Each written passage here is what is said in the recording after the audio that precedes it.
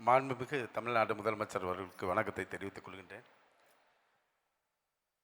அதாவது துறையினுடைய அமைச்சராகி நான் நிகழ்ச்சியாக ஒரு நிகழ்வை சந்தித்தது என்னென்னா, மாண்புமிகு தமிழ்நாடு முதலமைச்சர் அவர்கள் இந்த பள்ளி கல்லூரி விடுதிகளை சமூக நீதி விடுதியாக மாற்றி பெயர் மாற்றம் செய்து அரசாணை வெளியிட்டது மிகப்பெரிய நிகழ்ச்சியானது.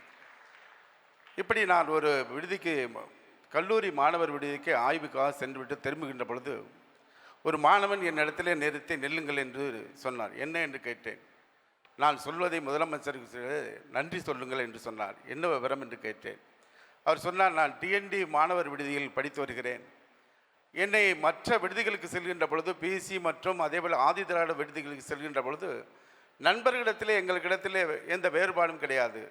ஆனால் அங்கே என்று அவர்களுடைய நண்பர்களிடத்திலே எங்களை அறிமுகம் செய்கின்ற பொழுது அவர்கள் ஒரு சில சூழலில் எங்களுடைய ஜாதி அடையாளங்களால் எங்களுக்கு ஒரு சில சூழலில் அவமானம் ஏற்படும். அதே ஒரு சில சூழலில் எங்களுக்கு ஒரு மிக மன வருத்தத்தை தரக்கூடிய நிகழ்வாக கூட இருக்கும். ஆனால் இப்பொழுது அந்த நிகழ்வு எங்களுக்கு எங்குமே இல்லை. காரணம், தமிழ்நாடு முதலமைச்சர் அவர்கள் சமூக நீதி விடுதி என்று பெயர் மாற்றம் செய்து ஜாதி அடையாளங்கள் இல்லாமல் மாற்றியிருக்கிறார். அதற்காக நன்றியை சொல்லுங்கள் என்று சொன்ன பொழுது அருகிலே இருந்த பேராசிரியர் குறுக்கிட்டு, தம்பி, இவ்வளவு தான் நீங்கள் தெரிஞ்சிருக்கீங்க. நம்ம முதலமைச்சர் எந்த ஒரு திட்டத்தை செயல்படுத்துவதாக இருந்தாலும் அதை 10 ஆங்கிளில் அவர் பார்க்கிறார், 10 கோணங்களில் பார்க்கிறார். அதில் எது பெஸ்ட்டாக இருக்கோ அதை எடுத்து செயல்படுத்துகிறார். மிகப்பெரிய அந்த திட்டம் வெற்றி பெறுகிறது.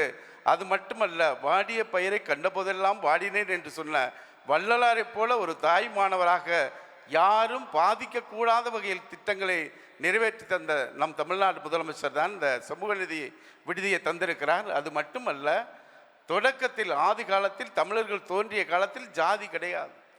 தமிழ்நாட்டில் இருக்கின்ற சங்க இலக்கிய நூல்களில் சாதி கிடையாது.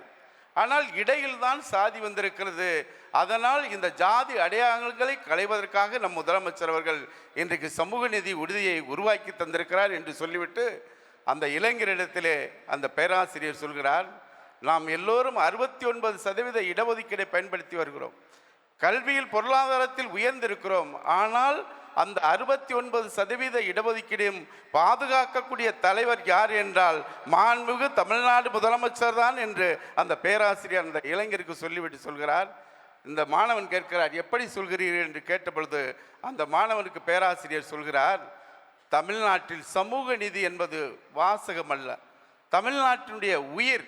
அந்த உயிரை பாதுகாக்கின்ற வகையில் இந்தியா முழுவதும் உயர்கல்வி மருத்துவம் படிக்கின்ற அந்த மாணவர்களுக்கு 27% இடஒதுக்கீடை உச்ச நீதிமன்றம் வரை சென்று இந்தியா முழுவதும் சமூக நீதியை பாதுகாத்த தலைவர் இந்த 69% இடஒதுக்கீடும் பாதுகாப்பார் என்று சொல்லிவிட்டு நிறைவாக அவர் அந்த மாணவரிடத்தில் சொல்கிறார், தமிழ்நாட்டின் மிகச்சிறந்த முதலமைச்சராக, இந்தியாவின் பிற மாநிலங்கள் பின்பற்றி வழிநடக்கக்கூடிய முதலமைச்சராக, அரசியல் அறிஞராக மட்டுமல்ல, நம் முதலமைச்சர் அவர்கள் இன்றைக்கு ஒரு ஸ்டேட்ஸ்மேனாக திகழ்கிறார். அதனால் அந்த அரசியல் மாமேதையை இந்திய தேசமே போற்றுகிறது, பாராட்டுகிறது, தமிழ்நாட்டு மக்கள் பெருமைப்படுகிறார் என்று பேராசிரியர் சொல்கிறார். அப்படிப்பட்ட முதலமைச்சரை நாம் பெற்றிருக்கிறோம். இந்த கனவுகள் மெய்ப்படும் திட்டத்தின் மூலமாக நமது முதலமைச்சருக்கு ஒரு கோரிக்கையும் கூட, சமூக நீதி விடுதிகள் பெருநகரங்களில் 100 சமூக நீதி விடுதிகளை 2.0 ஆட்சியில் பெற்றுத்தர வேண்டும் என கேட்டு நன்றி கூறி விடைபெறுகிறேன். நன்றி, வணக்கம்.